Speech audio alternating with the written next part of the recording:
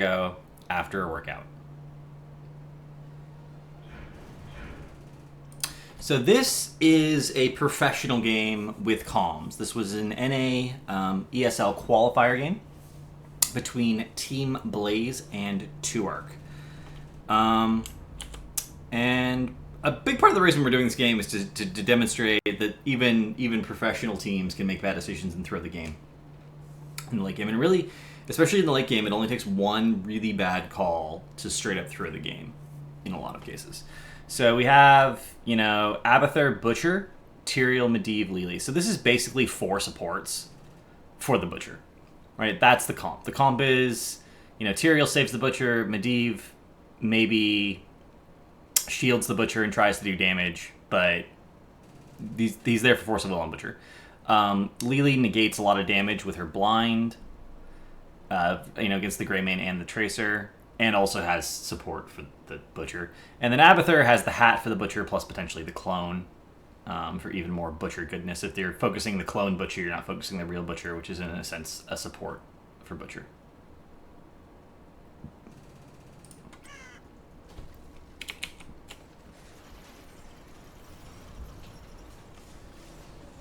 The battle begins in 10 Versus seconds. what I would call a pretty standard comp, although I don't like drafting Greymane as a bruiser, essentially.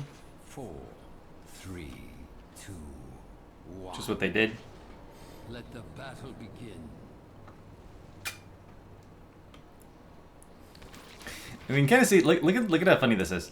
Because of Abathur being in the comp, they don't decide, and because Butcher has such amazing 1v1 potential in the early game, or even 1v3 potential in the early game, they opt not to contest, right? They just want to make sure that they're soaking all the lanes so that the Abathur ends up not mattering. Plus, with Oddish on Medivh, they have all this vision. They know they don't need to worry about that. This is a pretty passive play from 2Arc, and I think there's a big part of them that's hoping that they can get a gank, but that's never going to happen with Medivh unless they just out-rotate Medivh, which shouldn't happen. We do see this is sort of a typical 1-1-3, except for the tank is not in the bottom lane. This is just 2 damage dealers and the support. So what they're really hoping for is they can abuse Johanna's wave clear in order to constantly pressure with the damage. This is sort of an outplay for Abathur. Generally speaking, if there's an Abathur on their team and you draft sufficient wave clear, you can pressure one lane really, really hard, and they can only respond with 2.5 people, right? 2 people in a hat. The problem with this is it means that rotational ganks aren't going to happen. If you have 2 people in the bottom lane, especially if they're both your damage dealers, if they leave, A, it's obvious they left, and B, they can only really rotate effectively to the mid lane. So 2Arc is not going to put any pressure on the lanes this way as long as Blaze can keep the lanes clear, which, they easily can. Lili's actually an amazing solo laner in terms of just sustaining. Abathur can rotate his hat to help clear each wave with Spike Burst. Butcher is just never ever going to die with Victuals in a lane. You can't out-kill Victuals. It just doesn't work that way. And if you try and chase him after him too far, you might overextend and get butchered. Which is something we're all going to be very familiar with in the very near future. You can see the early game is very slow, right? Respec here on top of the siege as they spawn. Abathur can half this lane to make sure the soak doesn't get missed. We do see Siok. I'm not sure how he wants his name pronounced. We do see Tracer killing the hatted minion as quickly as possible, just to try and deny a little bit of the soak. Because, of course, if you kill a minion when the hat's not on, or if a minion dies naturally, the minion-minion combat, when the hat's not there, you do lose. And in some cases, you can actually DPS the minion down until it's almost dead, wait till the minion's about to die, and then kill the minion. And you get an incremental advantage that way. Abathur's a lot about having an incremental advantage in soak, so denying that incremental advantage in soak whenever possible is relevant. And we actually see the bruisers happened here with Greymane, and then Greymane went and got the siege as well. So this is double lane pressure, which is very bad for Abathur. Although it is going to, since they did get lucky on the, and they got lucky on the flip too, which is a huge deal, but Abathur will be able to come down here. They're going to lose this tower in all likelihood because the Siege Giant's pushing, but the Locust will eventually push it. And the Siege Giant's pushing in means Abathur will be able to soak more safely. He doesn't have to go all the way out into this bush. Eventually the Siege Giant's will push like here. See how the spike at the top goes.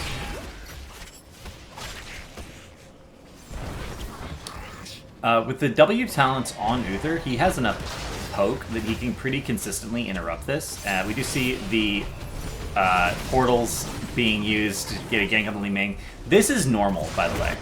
If you're a hero who has sufficient range to hit the tribute spot from here, then you should stand there and interrupt the tribute. If they try and rotate around, you back off, into the bush. Your tank is zoning here, so they can't just come this way. They have to go around here.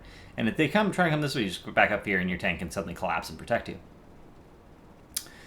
Portals mess with that, right? And you can see how that happened. Portals just absolutely destroy that concept. You can't poke versus a Medivh comp from what are normally the safe locations because of portals. So, 2-Arc learned that brutally.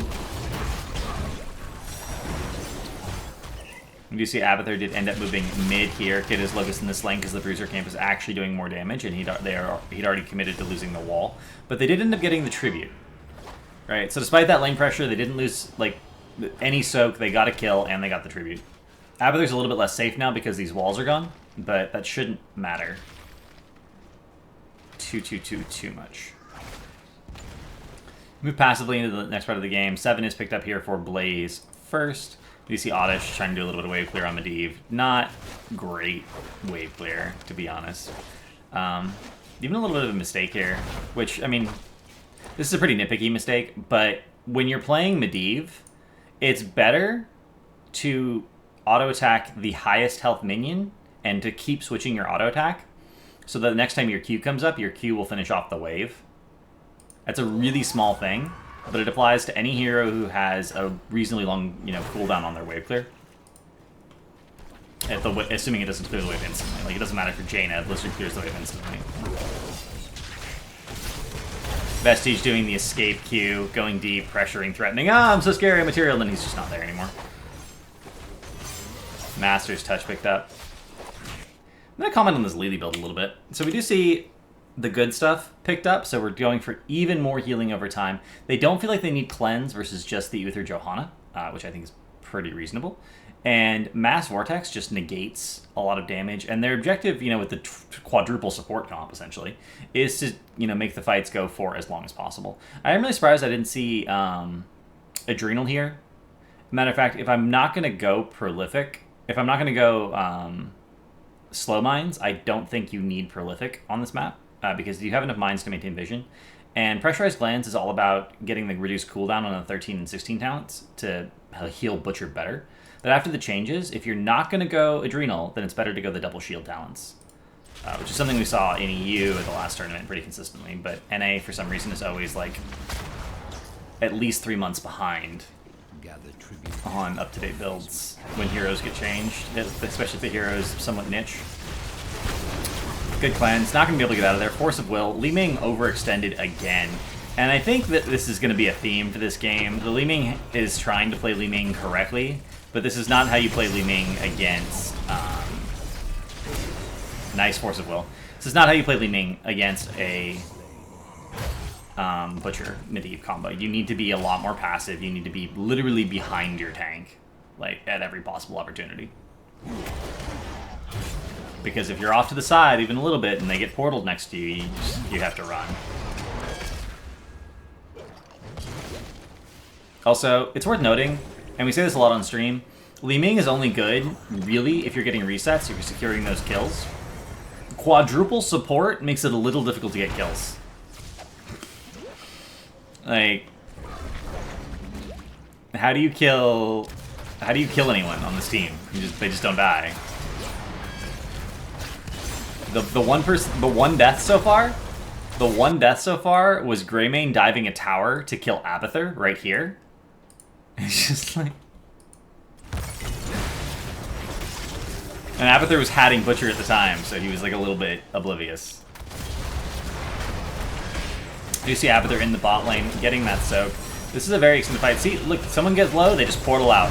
Force of Will goes down onto Respect. Tyrael ends up going down in the back lane. Not going to get on top of Elheim. I'm surprised that he didn't try and go for the Greymane there, but I guess I didn't see it. Lili ends up going down. And you can see as soon as they secure that first kill, they can snowball the fights.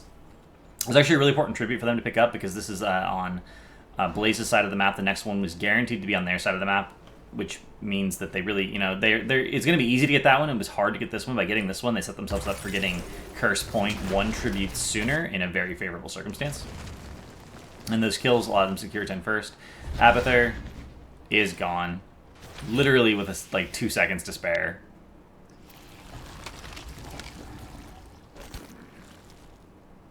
Very typical talents across the board here so far, for this style of comp at least. I'm a little bit surprised to see Swift Retribution, given that Butcher kind of already has an engage mechanic and is slow, but I'm okay with it, just because it enables people to get to and from portals faster, which is going to be relevant. So I do see Sank picked up, Clone, Polybomb. I imagine we're going to see Cups, yeah, and Lamb. So this is going to be, they're going to be able to erase any one target, as long as that target is either.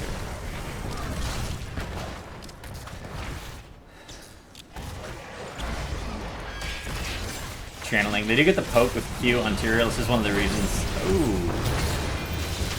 That's a little bit of an early Sank. Cups going down, topping everyone off. Lamb goes down. They're getting a lot of value out of that. They do end up killing the Johanna, so that front line is now gone. The chase on the Greymane. The cooldown reduction on Butcher's E comes into play here, and they get another kill. That is 3 kills to none in that fight. And they do pick up the tribute that should not have been favorable. A little bit of overchase here, trying to support the clone. The clone does end up going down, but so does, unfortunately, Oddish on Medivh. A little bit of an overextension. Now it's Curse Point, 14 Blaze, and just map things are happening. We do see the Siege Camp at the top being pushed with the Abathur. They are going to get that wall as a result. Johanna, with being the best wave clear, is going to move up and deal with that. This is one of those things that's sort of awkward about drafting Johanna in general, is that she is the wave clear tank. You draft her because of wave clear. So when you have a lane that's being pushed really hard and she's your best wave clear, you have to send your tank to deal with the lane instead of, one of your damage dealers, which means you don't have that ability to have them be a ward on the map to tell you where the enemy team is. Whereas whenever you have an Abathur, you have tons and tons and tons of vision. So Blaze can play much more aggressively on the map because they have those because they have that vision from mines.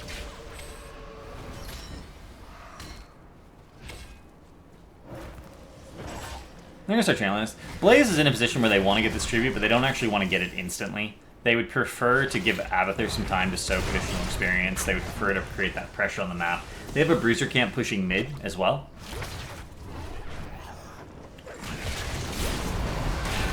Nice condemn into the globe. Cups gets popped immediately. We do see the tower start to happen. Sank on top of the portal exit, which is a really cool little thing. Fruit completely zoning LC Gamer here with his clone. Not going to be able to make anything happen there. Johanna interrupting with Shield Glare. That is something Shield Glare is very good for. Fruit, again, going to double focus on Astrovrath. Divine Shield does go down. Force of Will on Vestige. Just negate some of that damage here. Respec is going to go down, unfortunately. But Johanna ends up being the trade, and with no tank now for 2 Arc, they might have to back off. No, they do end up turning on the Tyrael and getting him. His explosion does do quite a bit of damage. But, Medivh can poke this for a while longer. It looks like Oddish opts not to do that because the portal cooldown wasn't there, I imagine. If that had been 13 and the reduced cooldown combined with the increased duration, Greymane apparently just got picked off by Medivh things. Wish we'd actually caught that on camera. So you can kind of see how the comp works. Alright, you can kind of see how the comp works. It gets a little bit ahead in experience incrementally. It creates that constant lane pressure. Because it's essentially quadruple support comp, it can go for very extended fights, which creates a lot of pressure on the map with the Abathur. But then if you ever lose the fight, you end up in a really, really bad... I can't believe we're seeing Burning Rage picked up, by the way. Burning Rage should actually just be removed from Butcher so that no one can take it. It's a pretty bad talent. I grow tired of your petty squabbling. Gather tribute.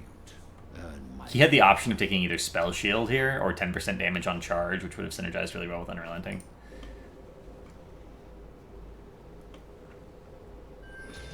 Spell Shield would have been fantastic because he keeps getting bursted out when they focus him, despite the fact that he has 4 supports.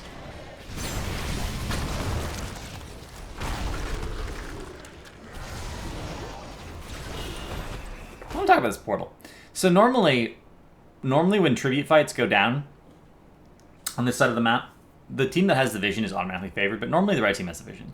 Blue team has the vision in this case, but that means that the red team can't really come in from this bush, right? Because if they come in from the bush, they're going to be seen without seeing if they're being seen. They don't know if anyone's standing right here who can immediately go on them, right? They're going to be surprised. They could get surprised by Land for the Slaughter. They could get surprised by Polybomb.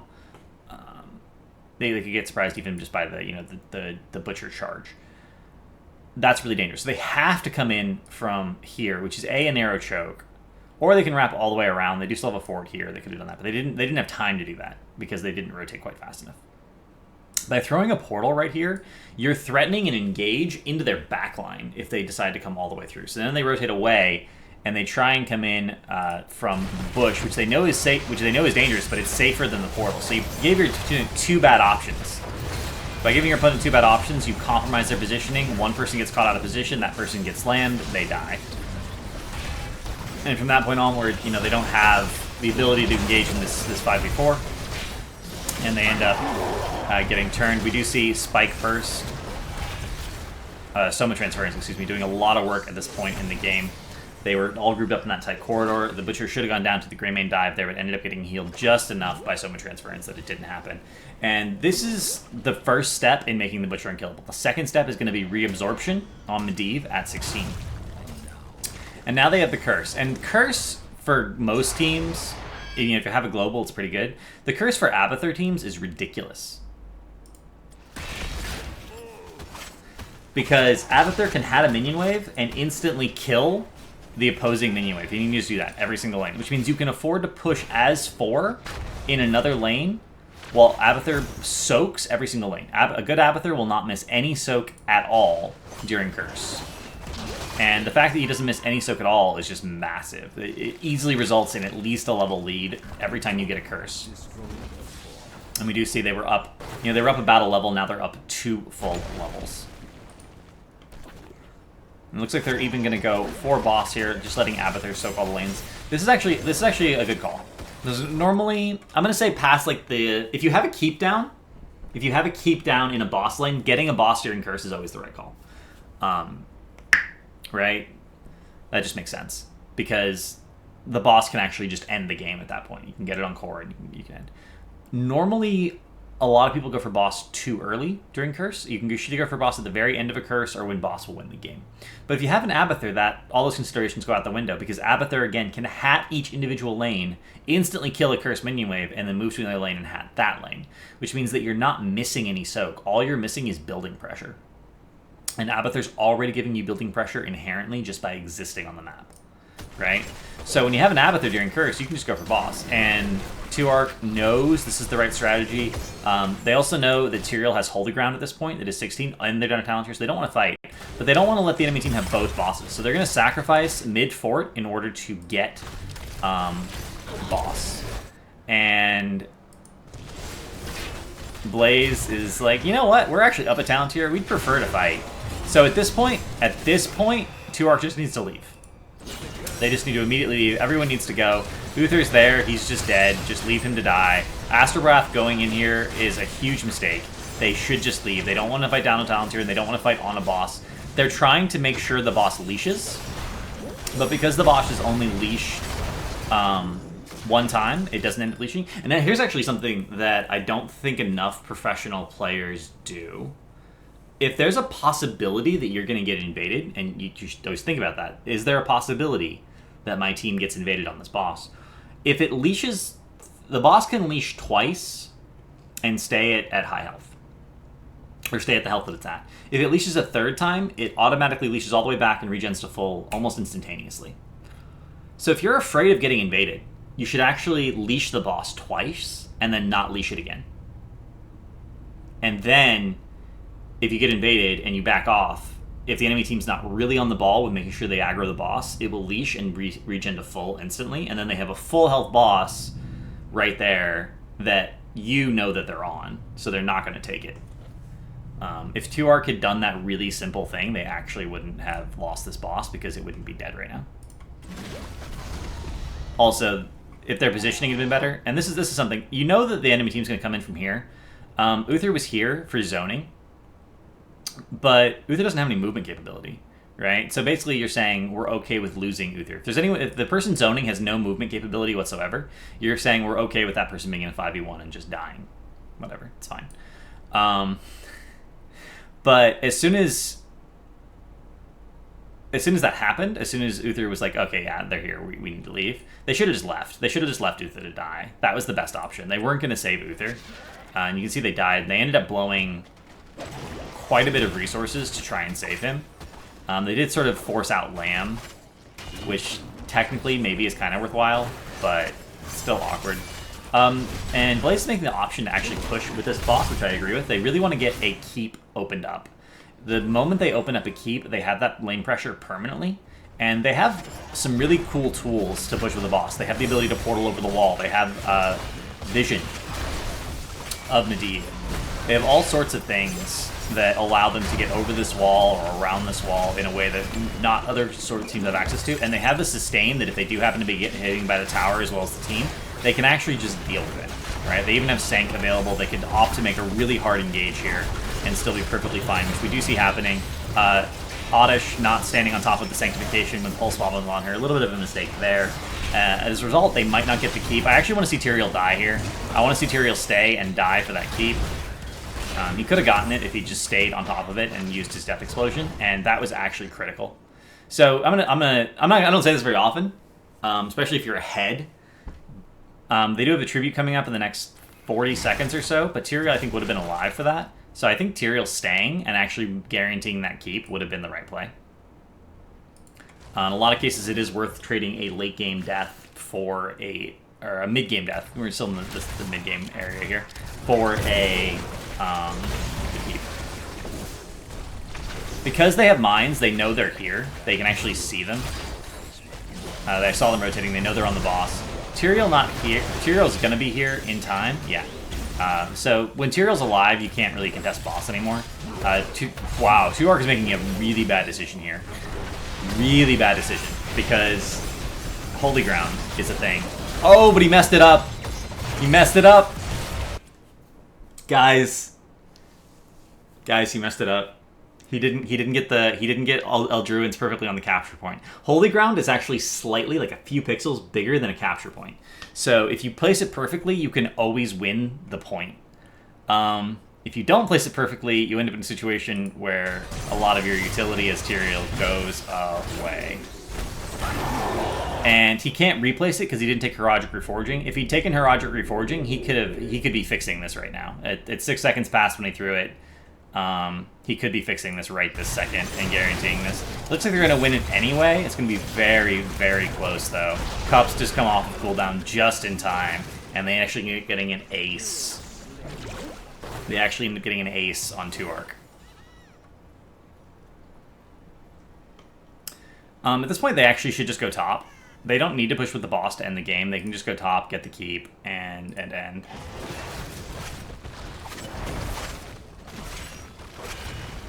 That was a huge mistake in Tyrael play, though. One of the reasons you draft Tyrael on this map is specifically to do boss deals. If you can't position your Q perfectly every single time, you need to work on it, because it's one of the reasons to draft Tyrael on boss-centric maps. It's the reason that Cursed Hollow is statistically his strongest map.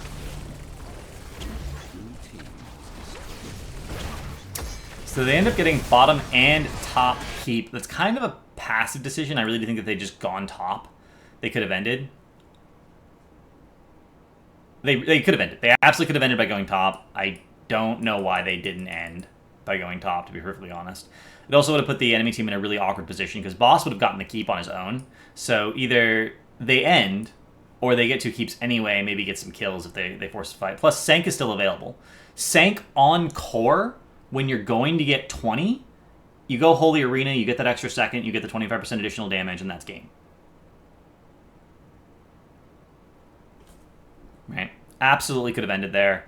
And if they lose at this point, we have to define that as the throw. Because whenever you can end and don't, you threw the game. So right there. So now they're just getting siege camps, getting tributes, getting pressure on the map. They have Avatar getting the tribute. They have Tyrael going back to, push out mid. Like, whatever.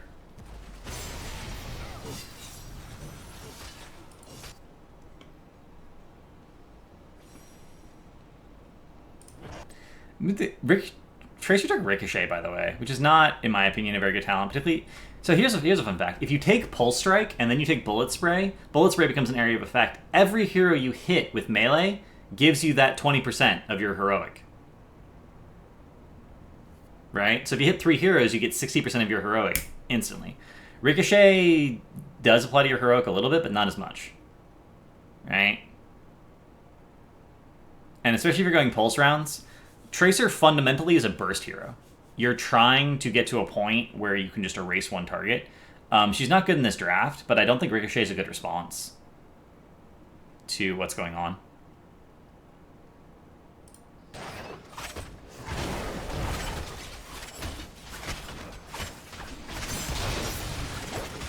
So at this point, 2017, 2-Arc is not going to be able to get 20 before the next 2 tributes, right? They can't afford to let Blaze have another curse. So we're going to see it. We're going to see one uneven fight. We're going to see a fight 100% without even watching the game in advance, by the way. We're going to see a fight where 2-Arc is down a talent tier and has to fight anyway. And I'm kind of wondering what positionally is going to happen that allows them to make something out of that fight. We'll have to see. We do see Holy Arena picked up, not Encore ending. Kind of awkward.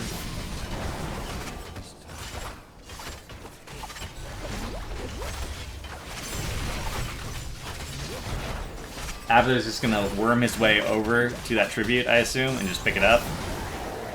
Double Bruiser Camp pushing in mid. I feel like they're playing like they need to get the most amount of experience possible. Like, hey guys, if we get every single building, it's more efficient in terms of XP gain. We should get every single building before we end the game.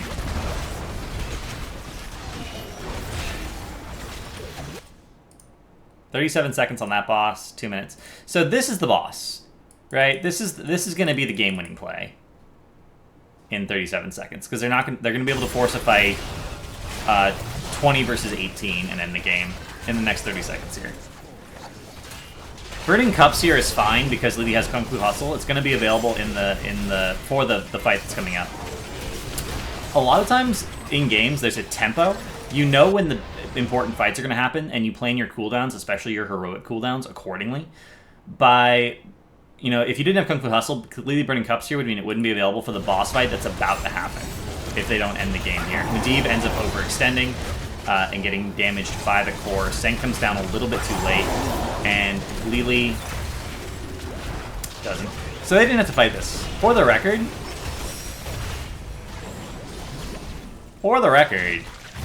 Blaze didn't have to fight that. All they had to do was get the keep and leave. Getting all 3 keeps puts constant pressure on your opponent. By staying, they did literally the only thing that could possibly help 2-Arc come back, which is give them the bonus XP and have the experience gap happen. They were trying to end the game, trying to go for kills. They'd already burned a heroic, and none of the heroics on 2-Arc had been burned yet. And then, well, actually that's not true. Blessed Shield was down. And this is boss, right? So at a certain point, tributes stop mattering, and bosses end up being the win condition of the map. Which I think is something a lot of people don't understand about Cursed Hollow.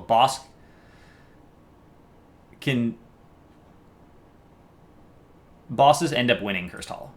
This is one of the reasons that boss steal abilities like his Devouring Maw, like Holy Ground, like even Chen with Barrel, like Fall Stab with Gust are prioritized. They're giving up this tribute for free to the global ability of Abathur. They're going to have to push out all of their lanes that are being cursed, except for top, which will be managed by the boss. But they have the wave clear to do that. They have Johanna, they have Greymane. Also worth noting that they've struggled all game with wave clear, and Bullet Spray is a better wave clear talent than Ricochet. And Core at 44%. And again, at this point, Blaze could literally go Core. Like, normally the problem with getting to Core is you can be very defensive, but let's say that Blaze comes to here as a team, portals over the wall, dives the core, groups up here, sanks on top of the core, that core's dead. It's dead in 4 seconds. There's literally nothing 2-Arc can do to win from that point. Matter of fact, they should be doing that right now. They should, their material's about to res, they should all be moving to here. they killed this wall, they could come down here and do it with only crossing through vision for a brief second. Or, you know, they can just walk in and then portal in. Like, it doesn't... They don't have to be cute and clever about it all they can be. They can also do it from here. Everyone group up here, portal to here, and end on core with Holy Arena.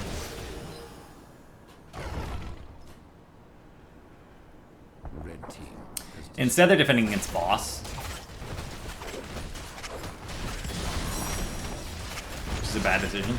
Question from chat, do you think these guys are coachable? I'm yes. So here's the thing. Here's the thing about this game. It is possible to do very well in Heroes of the Storm while understanding almost none of the strategy as long as you are very strong mechanically. We've actually seen this time and time again with a number of pro players, who I won't say their names, who just fundamentally don't understand the strategy of the game because they aren't really that interested in it. Arthalon is actually a big one that I will mention because he's basically retired, and everyone knows that about Arthalon. Who don't understand the strategy of the game, but are just good mechanically, right? It is possible to do very well in HOTS, being good mechanically, and bad strategically. The reverse is usually not true, because being good strategically means understanding the game in a deeper way, but it also involves playing as a team.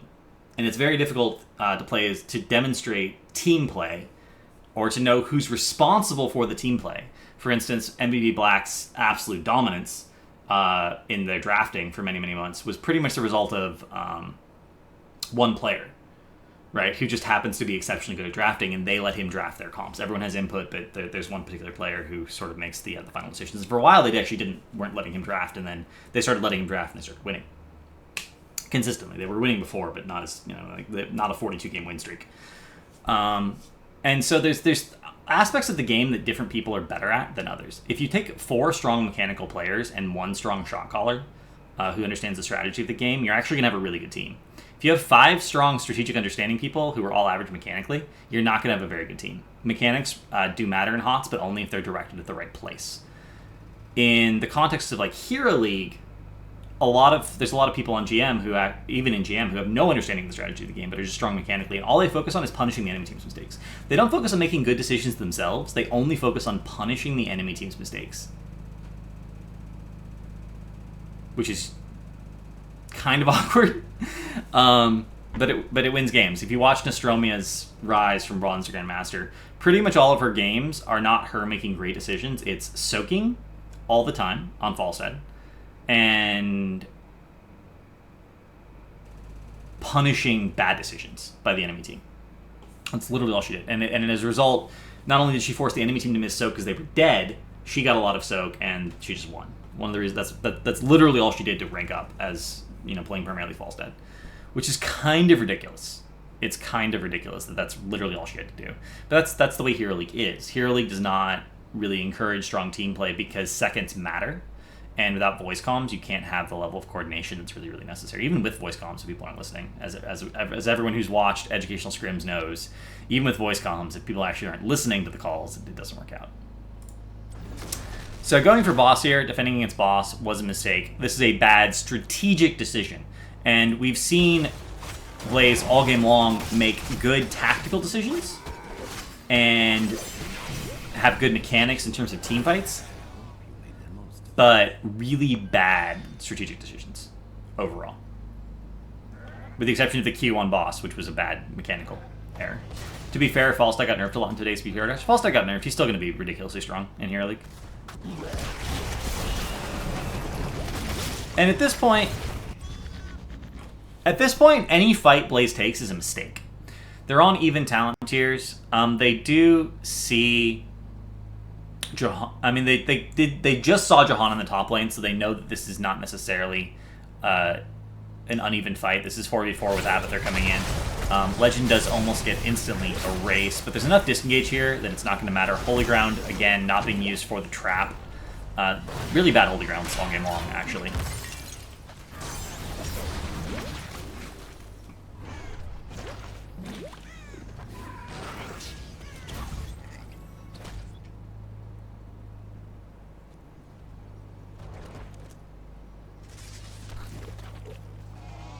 Falstad and Zag will drop in like maybe 2 to 3% in their win rate based on the nerfs. They're not gonna become like out of the meta heroes. Zagara is just too good on some maps. Alright. So they see Greymane pushing out the lanes. Again, they know this is not a fair fight. Uther ends up going down, but he does have redemption, so he will come back to life shortly. Also, they kind of... This is the awkward part about this comp. They have to kill Uther first because Divine Shield Cleanse negates Lamb, right? So they need to make sure that they kill Uther first, but Uther first means that the team has additional healing. That's okay, because it just means the fight's going to last a long time. But Butcher ends up going down. Not getting Force of Willed enough. We do see Fruit alive. LZ Gamer just diving on Medivh in the back lane does end up going down. li-ming ends up going down as well. Legend is here, but then is going to back. I meant li-ming both those times. I'm not sure why I said it twice. Benefits of doing it live. You get to make mistakes. Johanna ends up going down. And they're not. That's 2 for 2. Technically, that's a win for 2-Arc because they were not level 21, so they did get the bonus experience when those kills happened. 3 for 2, I should say, because Uther did die, but it's still a win. Alright. Boss is the wrong call. You really do need to make sure you have your boss steal capability when you're going for essentially an even fight on boss. Apparently they're going to try and hat kill Legend here with Oddish plus Cowboy Bebops, Lily plus Medivh. That could work, actually. We do see Cups is already back up due to Kung Fu Hustle. Did manage to barely save Go for the Throat damage from happening.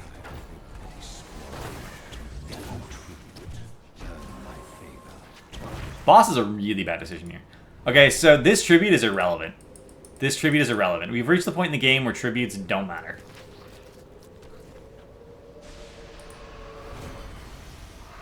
So, of course, everyone rotates up to tribute.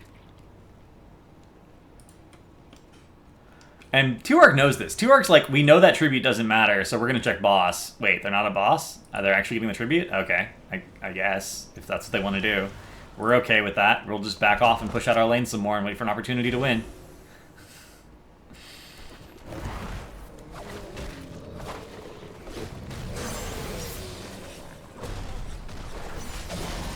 For the record, they could go core right now. This is not a great decision.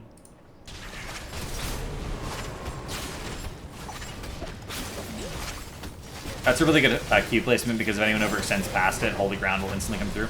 The problem is since he didn't take the talent, he won't have it up again to threaten that. Senk goes down way too early. Not enough damage being mitigated here. Medivh.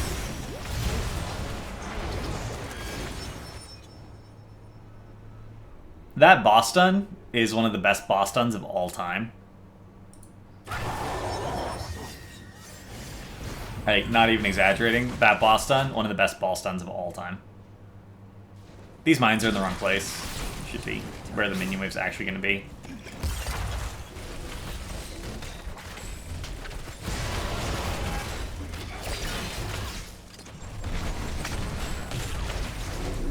No, they threw the game a while ago when they didn't end when they could have. And then they threw the game every second they didn't make the decision to go core when Senk was up for the next 3 minutes after that.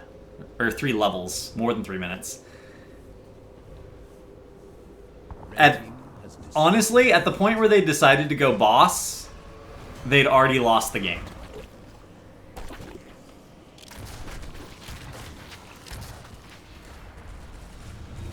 Finally get Curse. Curse pushing with a boss. That's game.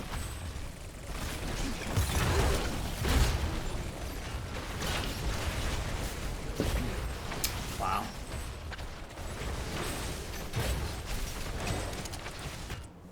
So questionable mechanics from the Tyrael player. His Sanks were never quite at the right time. His Holy Grounds were never really on point. Didn't go Heroic Reforging, which I actually think is a mandatory talent on Cursed Hollow, specifically because of the fact that Holy Ground is so strong on this map. And it gives you, in the early game, it just gives you poke on tributes, which, you know, they don't have a lot of poke. They have Medivh and Tyrael's Q and, you know, portals, and that's it, right? Butcher has no poke, especially if he doesn't go increased range on Q at 4, which is usually standard specifically because it allows you to have poke. Lily doesn't have poke. Abathur can hat someone and kind of have poke with the thing, but that requires, coordination. So Tyrael was basically one of their best interrupters if he'd gone Harajic Reforging, and he didn't. But really, in the end, it came down to not ending when they could have, and then I don't even know how long, like 3-level period where they could have just gone core and ended, and didn't.